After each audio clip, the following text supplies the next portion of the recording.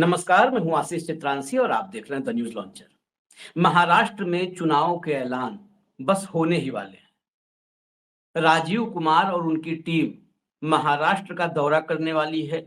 तारीख आ गई है और इस तारीख में क्या-क्या राजीव कुमार का कार्यक्रम है, किससे-किससे मुलाकात करेंगे और इन मुलाकातों के क्या मायने हैं और क्या अगर इस चुनाव के ऐलान के बरक्स थोड़ा हट करके देखें, तो एक पार्टी के तौर पर, एक गठबंधन के तौर पर क्या भाजपा, शिवसेना ये दोनों डरी हुई है? अभी अजीत पवार की चर्चा न भी करें, तो शिंदे और फडणवीस क्या ये दोनों डरे हुए हैं? ये डर का तार महाराष्ट्र विश्वविद्यालय से जुड़ता है। महाराष्ट्र विश्वविद्यालय में सीनेट के चुनाव, वो क्यों टाले गए? स्वशासन में कौन बाधा बन रहा है? 2010-2018 की क्या कहानी थी जो 2024 में शिंदे को डरा रही है? और इस बीच राजीव कुमार का महाराष्ट्र का दौरा पूरी टीम के साथ, ये पूरा इस वीडियो में जरा कड़ी दर कड़ी समझिए। क्या लाडली बहना योजना के तर्ज पर, मध्य प्रदेश के तर्ज पर महाराष्ट्र में जो योजना शुरू की गई, उनकी ज्यादा से ज्यादा किस्तें खाते में पहुंच जाएं चुनावी लाभ के लिए? क्या चुनावी लाभ के तौर पर जिस योजना को चुनाव से पहले देखा था भाजपा ने, उससे भी जो उम्मीद थी फायदे की, वो उम्मीद होती क्या नजर नहीं आ रही? इस सारे आईने में एक साथ अगर अलग-अलग तस्वीरों को, अलग-अलग खबरों को देखें, तो महाराष्ट्र में सत्यपाल मलिक का जाना, और सत्यपाल मलिक वही सत्यपाल मलिक जो 370 हटाए जाने के वक्त जम्मू कश्मीर के राज्यपाल हुआ करते थे। वही सत्यपाल मलिक जिन्होंने जम्मू कश्मीर से लेकर पाकिस्तान के साथ संबंधों को लेकर अमित शाह और मोदी को ढेर सारी सलाह दी थी। वही सत्यपाल मलिक जिन्होंने पाकिस्तान से भारत के संबंध कैसे सुधर सकते हैं, इस बारे में जब मोदी को सलाह दी, तो मोदी ने क्या और कैसे रिएक्ट किया था, इस राज से भी पर्दा हटाया। सत्यपाल मलिक इस बीच राजीव कुमार पहुंचते उससे पहले सत्यपाल मलिक महाराष्ट्र पहुंचे थे। उद्धव ठाकरे से मुलाकात की थी और उस मुलाकात के बाद यह ऐलान कर दिया था आज ही कि विधानसभा चुनाव में महाविकास अघाड़ी यानी एमवीए के समर्थन में प्रचार करेंगे। उद्धव ठाकरे को इस विधानसभा चुनाव में सत्यपाल मलिक ने गेम चेंजर के रूप में आंका है। इस चुनाव को सबसे ज्यादा प्रभावित करने वाला अगर चेहरा होगा, तो उद्धव ठाकरे का होगा। ये सत्यपाल मलिक का अपना आंकलन है। सत्यपाल मलिक उद्धव के लिए ही नहीं, महाविकास अघाड़ी के लिए प्रचार करने को तैयार है। लेकिन ये प्रचार तब होगा जब चुनाव होंगे।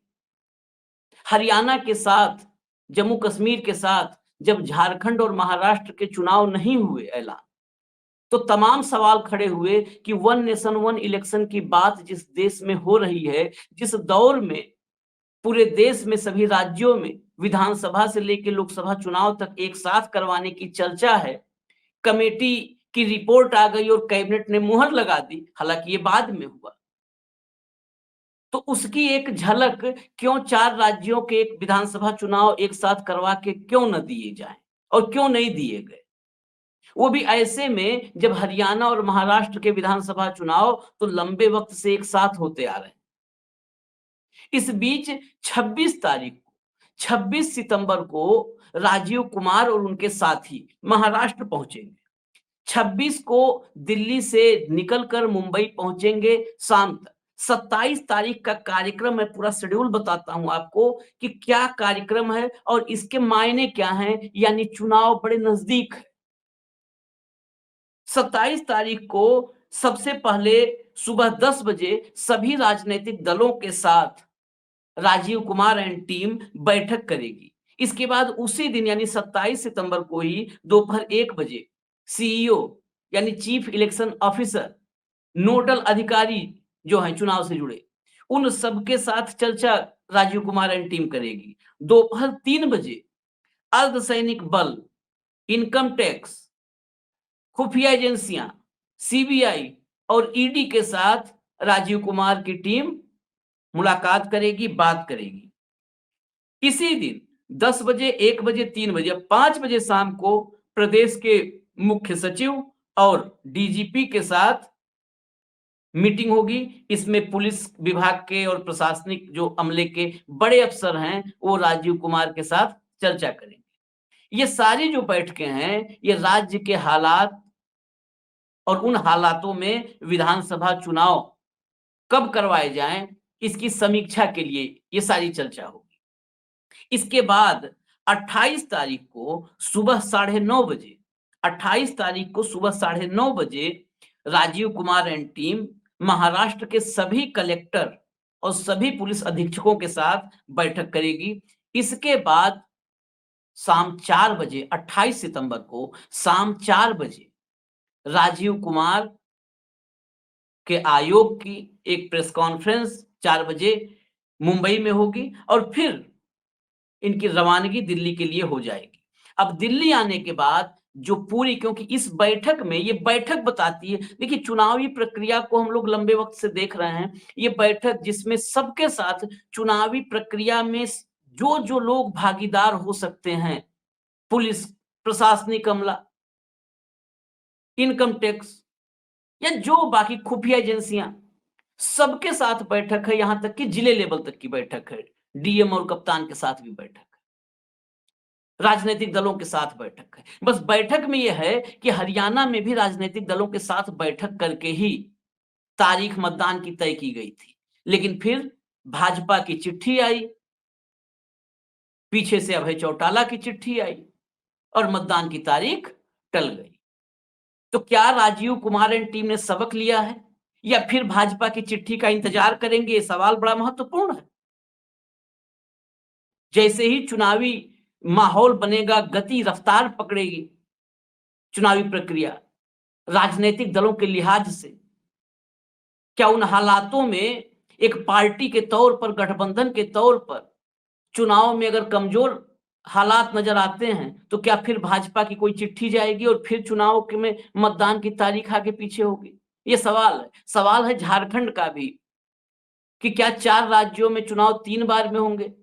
अभी झारखंड को लेकर के कोई शेड्यूल नहीं आया है राजीव कुमार की टीम का, उनके आयोग का। महाराष्ट्र में पूरी प्रक्रिया के लिए जो है शुरुआत होती नजर आ रही है।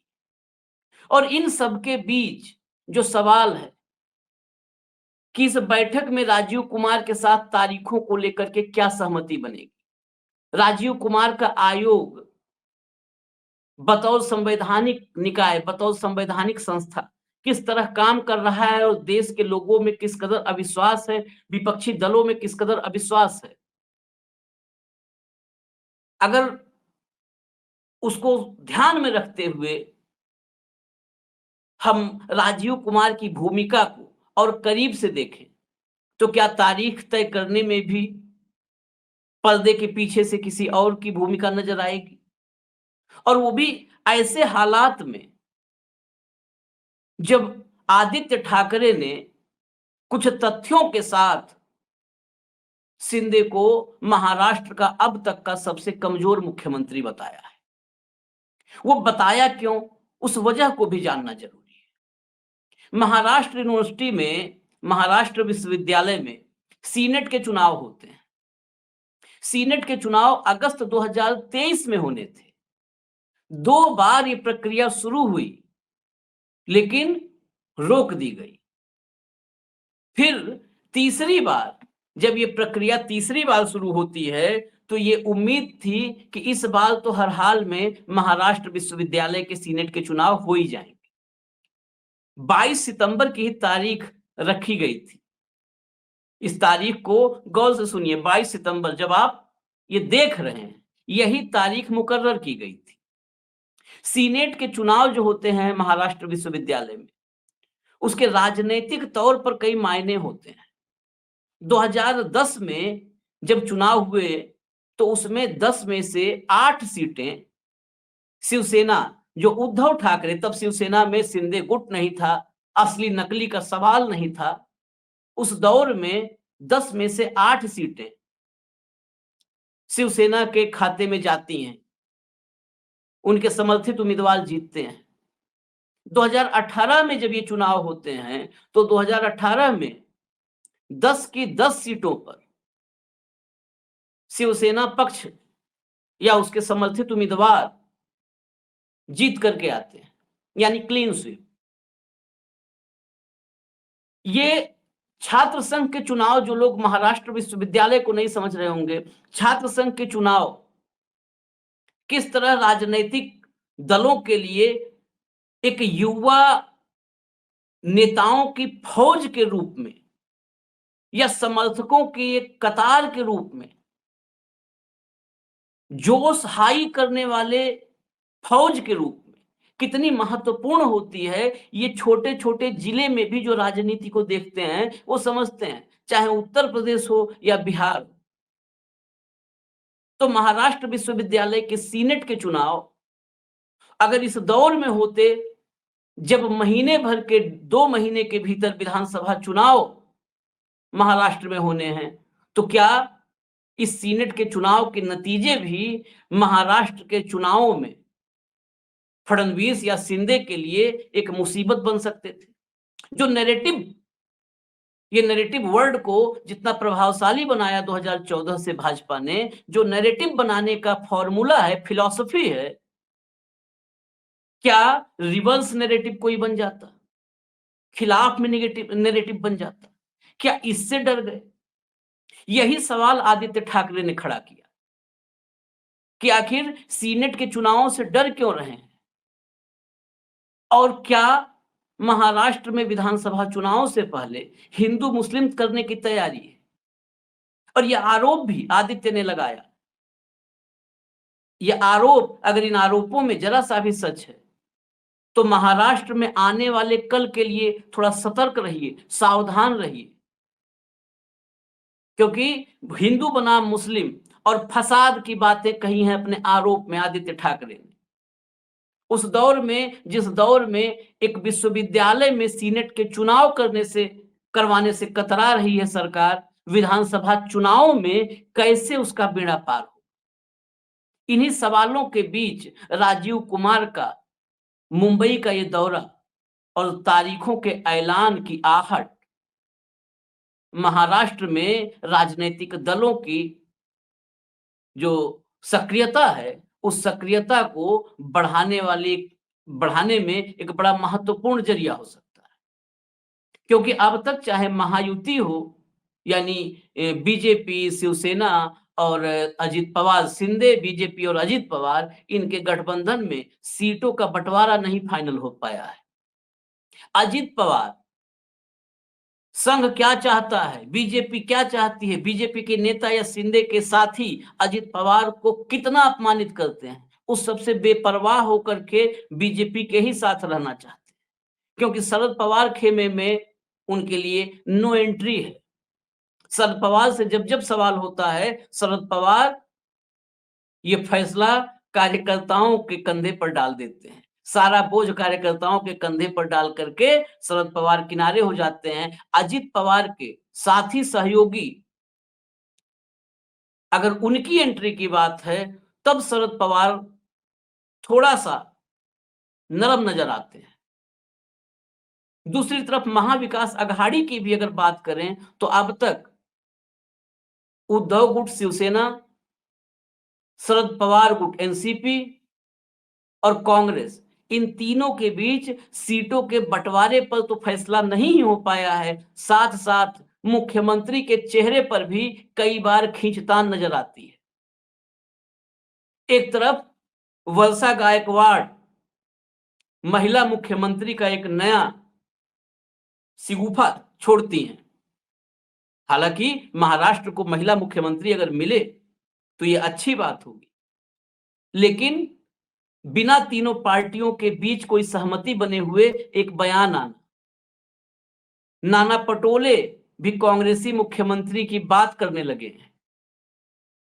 शरद पवार जो महाराष्ट्र ही नहीं देश की राजनीति में इस वक्त अगर वाकई जीवित चाणक्य कोई है तो शरद पवार है।